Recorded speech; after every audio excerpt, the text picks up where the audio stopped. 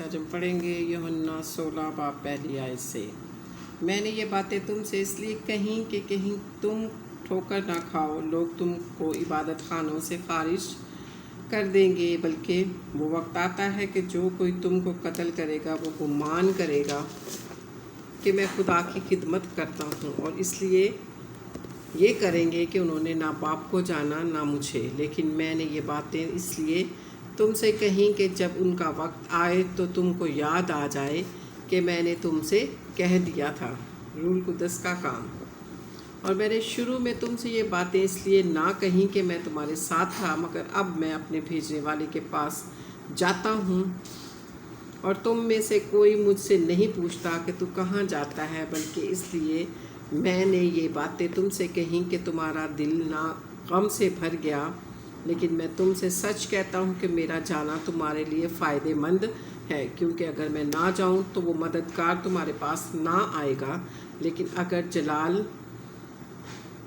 جاؤں گا تو تمہارے پاس بھیج دوں گا، اور وہ آ کر دنیا کو گناہ اور راست بازی اور عدالت کے بارے میں قصوروار ٹھہرائے گا۔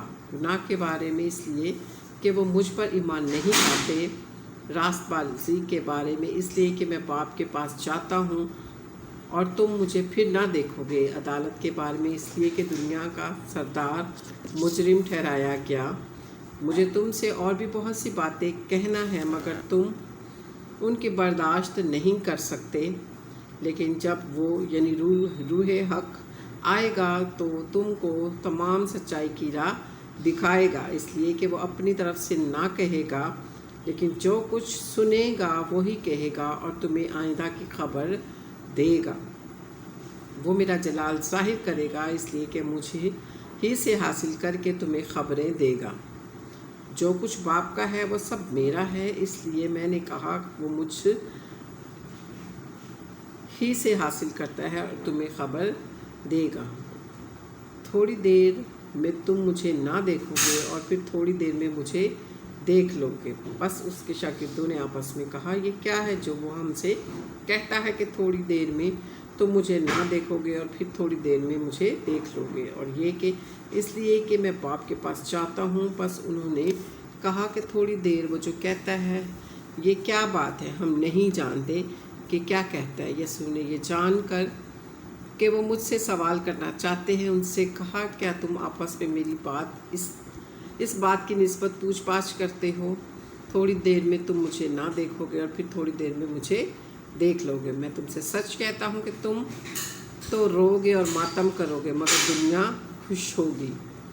تم غمگین تو ہوگے، لیکن تمہارا غم ہی خوشی بن جائے گا۔ جب عورت جننے لگتی ہے تو غمگین ہوتی ہے، اس لیے کہ اس کے دکھ کی گھڑی آ پہنچی، لیکن جب بچہ پیدا ہو چکتا ہے تو اس خوشی سے کہ دنیا میں ایک آدمی پیدا ہوا، اس درد کو پھر یاد نہیں کرتی۔ بس تم میں بھی اب تو غم ہے، مگر میں تم سے پھر ملوں گا اور تمہارا دل خوش ہوگا اور تمہاری خوشی کوئی تم سے چھین نہ لے گا۔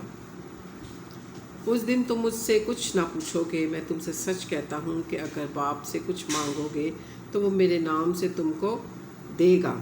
اب تک تم نے میرے نام سے کچھ مانگو تو پاؤ گے، تاکہ تمہاری خوشی پوری ہو جائے۔ میں نے یہ باتیں تم سے تمثیلوں میں کہیں، وہ وقت آتا ہے پھر تم سے تمثیلوں میں نہ کہوں گا، بلکہ صاف صاف تمہیں باپ کی خبر دوں گا۔ اس دن تم میرے نام سے مانگو گے، اور میں تم سے یہ نہیں کہتا کہ باپ سے تمہارے لیے درخواست کروں گا، اس لیے کہ باپ تو آپ ہی تم کو عزیز رکھتا ہے، کیونکہ تم نے مجھ کو عزیز رکھا ہے اور ایمان لائے ہو کہ میں باپ کی طرف سے نکلا۔ میں باپ میں سے نکلا اور دنیا میں آیا، پھر دنیا سے رخصت ہو کر باپ کے پاس جاتا ہوں۔ اس کے شاگردوں نے کہا، دیکھ اب تو صاف صاف کہتا ہے اور کوئی تمثیل نہیں کہتا۔ اب ہم جان گئے کہ تو سب کچھ جانتا ہے اور اس کا محتاج نہیں کہ کوئی تجھ سے پوچھے۔ اس سبب سے ہم ایمان لاتے ہیں کہ تو خدا سے نکلا ہے۔ اس نے انہیں جواب دیا، کیا تم اب ایمان لاتے ہو؟ دیکھو وہ گھڑی آ پہنچی کہ تم سب پراگندہ ہو کر اپنے اپنے گھر کی راہ لو گے اور مجھے اکیلا چھوڑ دو گے۔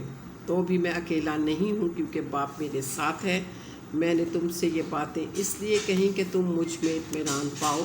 دنیا میں مصیبت اٹھاتے ہو، لیکن خاطر جمع رکھو میں دنیا پر غالب آیا ہوں۔ پاک کلام کے پڑھے اور سنے جانے پر خدا ان کی برکت ہو۔ خدا ان کا شکر۔ آمین۔